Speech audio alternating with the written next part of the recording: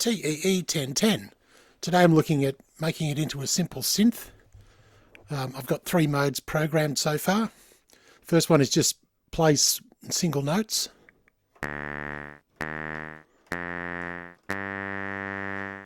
It also has a latch mode so that if you hold the notes they stay on.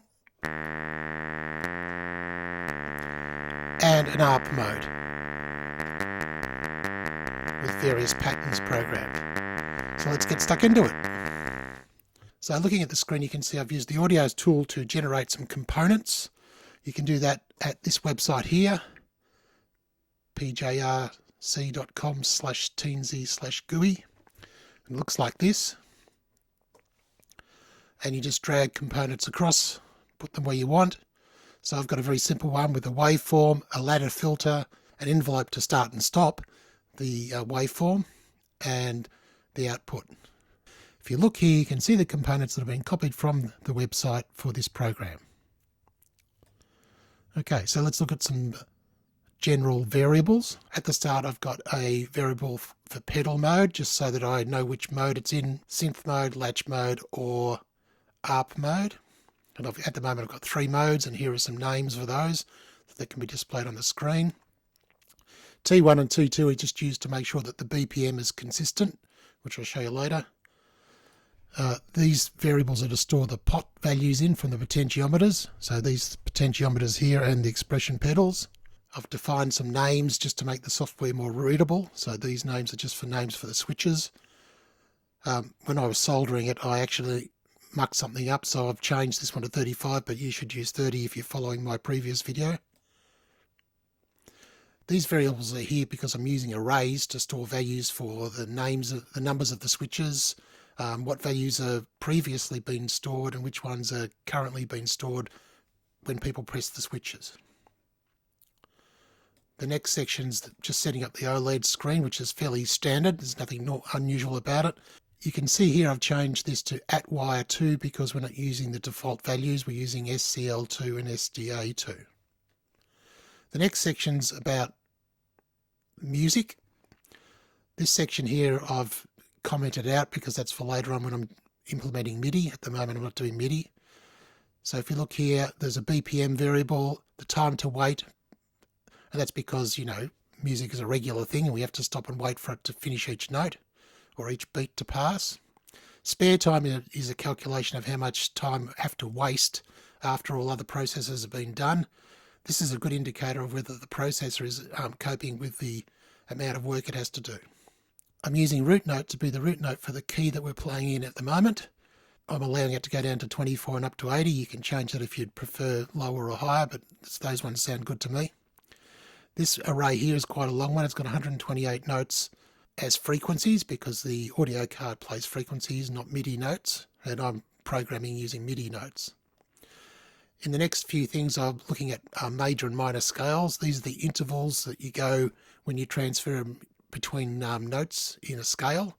So tone, tone, semitone, tone, tone, tone, semitone for a major scale. I'm using 2 octaves because when the arpeggiator is running, you might need to actually go higher than just 1 octave. So I'm using major scale and minor scale, and this is just to indicate which scale is being currently played. This array here is just for displaying on the screen so I know what's actually being played, and this display character is where I assemble what's going to be displayed on the screen for the key. These values variables here are just to make the arpeggiator run. The arpeggiator root note's not the same as root note for the key, and that's because as you're playing you might be pressing different notes over here and you want that to be the root note for a chord. The arp length is how long the arpeggio is in notes. This is just counting through the array of notes that are in each arpeggio pattern. This is the pattern that's currently being played, and here's a whole list of, this is the current pattern, and here's a whole list of possible patterns. If you don't like those, you can change them. You notice I'm not using 1, 3, 5, which is typical for music. I'm using 0, 2, 4, and that's because computers like to count in zeros and it's easier to program that way. All right, setup.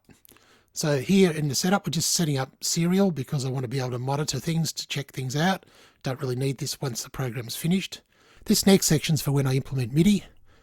Setting all the switches up here for pull-up. And that's because when somebody presses a switch, I want it to be low. This section here is just a standard way of setting up the OLED screen. Underneath here I set up the audio.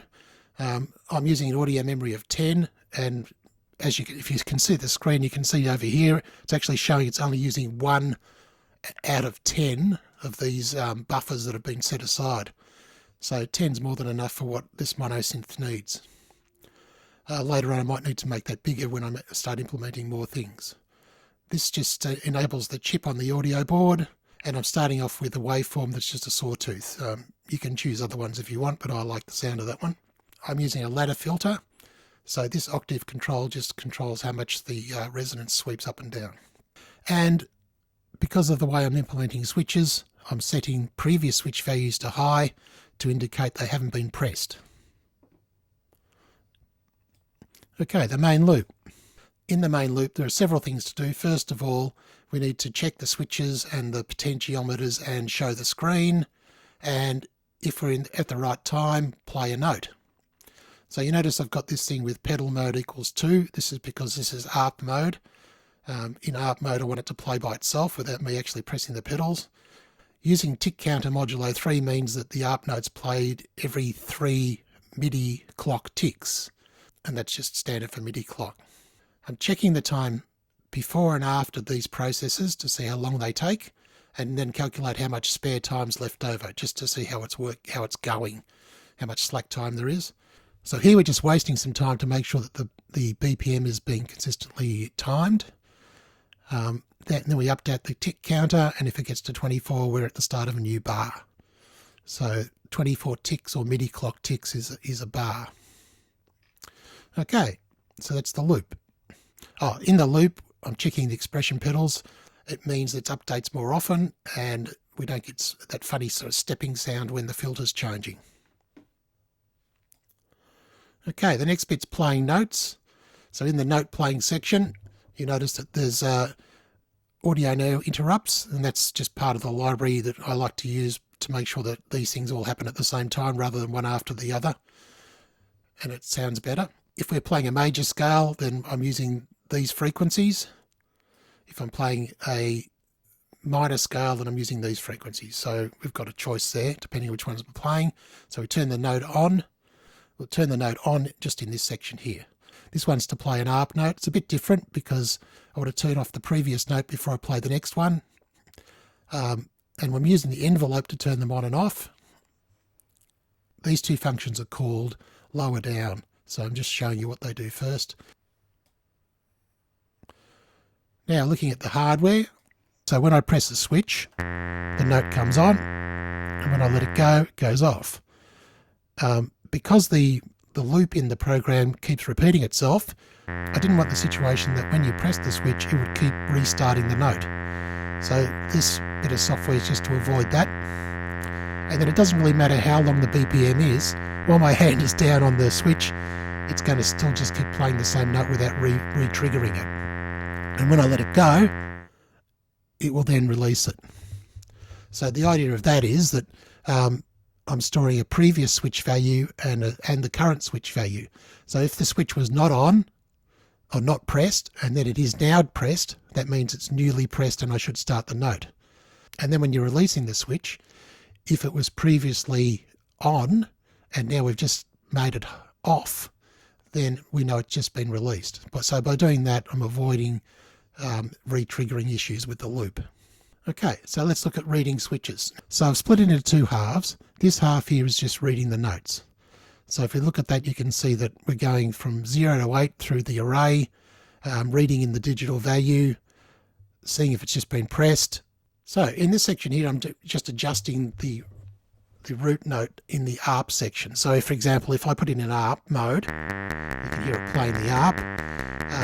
When I press the switch, you notice that the root note of that chord is changed. So for example, and that's what's happening here. So that's in ARP mode. If it's in mode 1, which is Latch mode, then pressing a note turns it on and it stays on. And then when I press another note, it changes to that note. Pressing enter turns it off. So you can see that in this section here, if we're in latch mode, which is 1, then we're turning the previous note off before I start a new note. If we're in the synth mode, I don't need to turn the previous note off because it'll be off, so I just initiate a note. And then we store that the previous value is now low because we've had the switch turned on. So the other thing to check to see is if the switch has just been released, and if it does, then if we're in pedal mode 0, which is the normal synth mode, so in pedal mode 0, if I press a note, when I let it go, I want it to go off. So that's what this bit here is, if pedal mode equals 0, envelope note off, so it just turned it off, as you could hear. And then we store that the previous switch value is now off, which is high. High being off, not pressed. Then we're going to check all the other switches to make changes.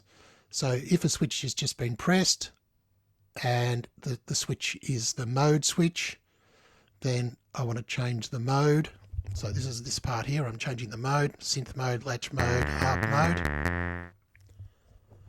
And you can see it's just incrementing the mode and then making sure that once it gets up to the maximum, it goes back to 0. So going through all 3 and just cycling through them. Also, every time you change mode, I want to turn the note off. So for example, if I'm in latch mode and I want to go to a new mode, I don't want the note to be still on, so it's turning it off each time I'm changing mode. In this next section here, if the enter switch is being pressed and the pedal mode is 1, which is in latch mode, that turns the note off. So you can see it's doing that there. So let's put it in latch mode, play a note, press enter, and it's turned it off. So that's what that section's for. Now we're looking at the switches. These switches up here, the first one is to play a major scale or a minor scale. So when I press that, it's now become major. So when I press it again, it goes back to minor. The next 2 switches are just making the root note go down or up, so we can cycle through the scales. So you can, if I press those, now I'm in D minor, C sharp minor, C minor. All right, so these 2 switches here do different things depending on what mode we're in. So if we're in pedal mode 1, the down switch is changing the root note by an octave. So let's put it in pedal mode 1. And if I change this, press this switch, I've now gone from 36 down to 24 in MIDI note values, so that's down an octave, down 12 notes. If I press the up switch, it'll go up 12. If I'm in arpeggiator mode, then changing the up and down switches is changing the length of the arpeggio. So at the moment, on the screen you can see there's a 4. So as I press the button, now I've got 5 notes in the arpeggio, 6 notes, 7 notes, 8. If I press the enter switch, I get a different arpeggio pattern.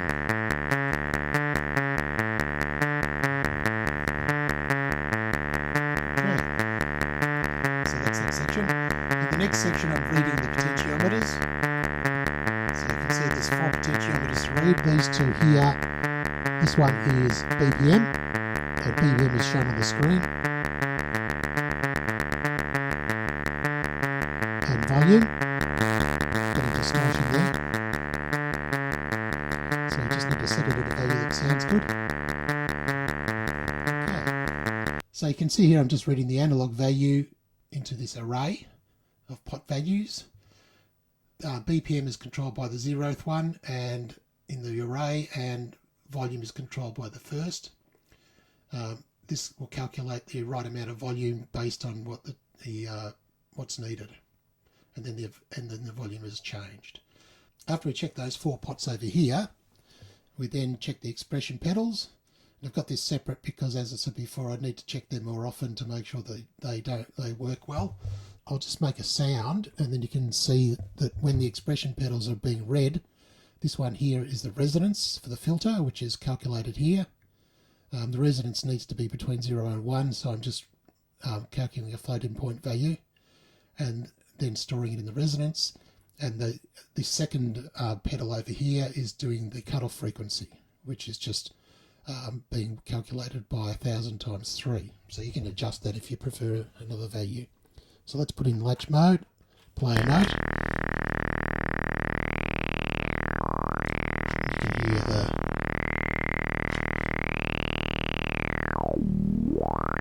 that's how you speed change. So the last section's the screen. And basically this screen here has got a lot of information on it, and it's pretty straightforward. So for example, I'm showing the BPM, which is in the center up here, the big number. Over here we've got the value for which mode it's in. So at the moment it says Syn, but it'll go through Syn, Lat and Arp. So over here displaying what key it's in. At the moment it's in C minor, and these buttons are changing that. I'm also showing the octave. So when we're in ARP mode, we've now got the length of it and the pattern. So this section here is just to show some help. When we're in a latch mode, which is where the note's being held, this is just a little bit of information to let you know that the enter key will actually stop the note. In this section, when we're not in the arpeggiator mode, it's showing that the up and down pedals are octaves, and when we're in the ARP mode, it's saying up and down is pattern length and enter is change pattern. So they're just help prompts. This section here is just diagnostic, so it's just so I can see how much memory is being used in the audio card, how the spare time is travelling. So those two smaller numbers in the middle of those, they don't need to be there. And lastly, there's a couple of things at the bottom that don't need to be there, but I've just left them in for later. Thank you.